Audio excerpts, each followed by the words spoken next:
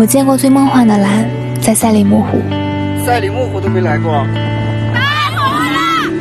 因为对赛里木湖的期待特别高，我做计划的时候专门留了2天给这里。事实证明真的是对的，别人说2个小时就能爬上去的松树头，我们爬了4个小时。一路上走几步就回头看看，背后是草原、云山林和赛里木湖摄人心魄的蓝，然后感叹一句：赛里木湖真的太美了，觉得怎么也看不够。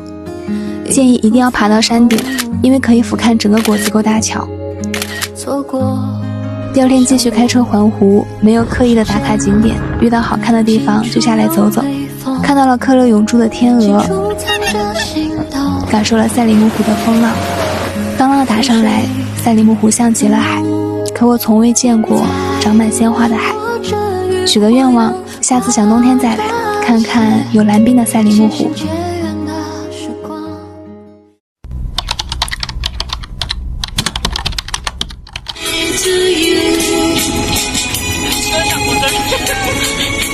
过生日好开心呀！